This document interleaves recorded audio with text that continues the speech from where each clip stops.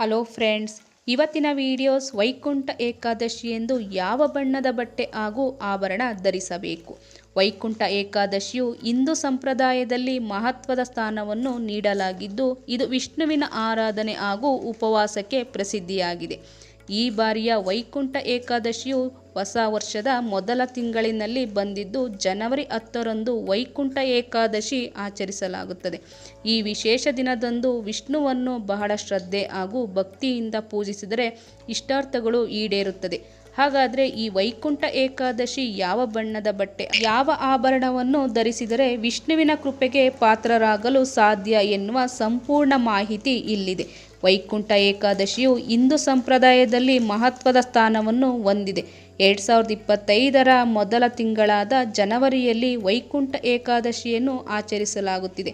ಪುಷ್ಯ ಮಾಸದ ಶುಕ್ಲ ಪಕ್ಷ. ಹಿಂದೂ ಪಂಚಾಂಗದ ಪ್ರಕಾರ ಈ ವರ್ಷದ ವೈಕುಂಠ ಏಕಾದಶಿಯನ್ನು ನಾಳೆ ಜನವರಿ 10 ಶುಕ್ರವಾರದಂದು ಆಚರಿಸಲಾಗುತ್ತದೆ. ಈ ಏಕಾದಶಿ ತಿಥಿಯು ಜನವರಿ 9ರಂದು ಮಧ್ಯಾಹ್ನ 12:22ಕ್ಕೆ ಪ್ರಾರಂಭವಾಗಿ ಜನವರಿ 10ರಂದು ಬೆಳಗ್ಗೆ 10:19ಕ್ಕೆ ಕೊನೆಗೊಳ್ಳುತ್ತದೆ. ಹೀಗಾಗಿ ಜನವರಿ 10ರಂದು ಉದಯ ತಿಥಿಯಂತೆ ವೈಕುಂಠ ಏಕಾದಶಿ ಉಪವಾಸ ಕೈಗೊಳ್ಳಲಾಗುತ್ತದೆ. ಈ ದಿನ ಶ್ರೀ ವಿಷ್ಣುವನ್ನು ವಿಧಿವಿಧಾನಗಳಿಂದ ಪೂಜಿಸಲಾಗುತ್ತದೆ. ಹಾಗಾದರೆ ಈ ದಿನ ಯಾವ ಬಣ್ಣದ ಬಟ್ಟೆ ಹಾಗೂ ಯಾವ ರೀತಿಯ ಆಭರಣ ಧರಿಸಬೇಕು ಎನ್ನುವುದು ತಿಳಿಯೋಣ. ನಂಬಿಕೆಯ ಪ್ರಕಾರ ಈ ದಿನ ದಕ್ಷಿಣಾಯನದಲ್ಲಿ ನಿದ್ರಿಸುವ ವಿಷ್ಣು ಉತ್ತರಾಯಣದಲ್ಲಿ ಏಳುತ್ತಾನೆ. ಈ ದಿನ 3 ಕೋಟಿ ದೇವರಿಗೆ ದರ್ಶನ ನೀಡುತ್ತಾನೆ ಎನ್ನುವ ಕಾರಣಕ್ಕೆ ಮುಕ್ಕೋಟಿ ಏಕಾದಶಿ ಎಂಬ ಹೆಸರಿನಿಂದಲೂ ಕರೆಯುತ್ತಾರೆ. ಈ ದಿನದಂದು ವೈಕುಂಠದ ಬಾಗಿಲು ತೆರೆಯುತ್ತದೆ. ಈ ಏಕಾದಶಿಯಂದು ವಿಷ್ಣುವಿನ ಸ್ಮರಣೆ ಹಾಗೂ ಉಪವಾಸ ಮಾಡುವುದರಿಂದ ಮೋಕ್ಷ ಸಿಗುತ್ತದೆ ಎನ್ನುವ ನಂಬಿಕೆ ಇದೆ.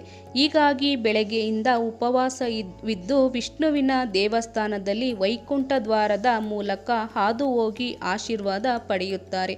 ದೇವಸ್ಥಾನದಲ್ಲಿ ಪೂಜೆ, ಹೋಮ, ಹವನಗಳು ಸೇರಿದಂತೆ ಭಜನಾ ಕಾರ್ಯಕ್ರಮಗಳು ನಡೆಯುತ್ತವೆ. ವೈಕುಂಠ ಏಕಾದಶಿಯಂದು ಸೂರ್ಯೋದಯಕ್ಕೂ ಮುನ್ನವೇ ಎದ್ದು ಸ್ನಾನ ಮಾಡಬೇಕು. ಈ ದಿನ ಮುಂಜಾನೆ ಸ್ನಾನದ ಬಳಿಕ ಹಳದಿ ಬಟ್ಟೆಯನ್ನು ಧರಿಸುವುದು ಒಳ್ಳೆಯದು ಎಂದು ಹೇಳಲಾಗುತ್ತದೆ. ವಿಷ್ಣುವಿನ ನೆಚ್ಚಿನ ಬಣ್ಣ ಹಳದಿಯಾಗಿರುವುದರಿಂದ ಇದೇ ಬಣ್ಣದ ಬಟ್ಟೆ ಧರಿಸಿದರೆ ಇಷ್ಟಾರ್ಥಗಳು ಶ್ರೀಹರಿ ಈಡೇರಿಸುತ್ತಾನಂತೆ. ಹಳದಿ ಬಟ್ಟೆ ತೊಟ್ಟು ಹಳದಿ ಹೂಗಳು, ಹಣ್ಣುಗಳನ್ನು ಅರ್ಪಿಸಬೇಕು. ಉಪವಾಸ ಆರಂಭಿಸಿ ದೇವರ ಮುಂದೆ ತುಪ್ಪ ಬೆಳಗಿಸಿ ವಿಷ್ಣು ಹಾಗೂ ಲಕ್ಷ್ಮಿಯನ್ನು ಪೂಜಿಸಬೇಕು. ಲಕ್ಷ್ಮಿಯನ್ನು ಪೂಜಿಸುವ ಸಾಂಪ್ರದಾಯಿಕವಾದ ಪೂರ್ವಜರ ಆಭರಣಗಳಿದ್ದರೆ ಧರಿಸಿದರೆ ಒಳ್ಳೆಯದು. ಇದರಿಂದ ಲಕ್ಷ್ಮೀ ದೇವಿಯ ಕೃಪೆಗೂ ಪಾತ್ರರಾಗುತ್ತೀರಿ.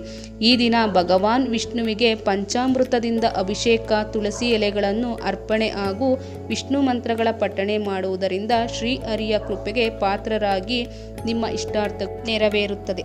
ಈ ವಿಡಿಯೋಸ್ ನಿಮಗೆ ಇಷ್ಟವಾದರೆ ಲೈಕ್ ಮಾಡಿ, ಶೇರ್ ಮಾಡಿ, ಸಬ್ಸ್ಕ್ರೈಬ್ ಮಾಡಿ. Thank you.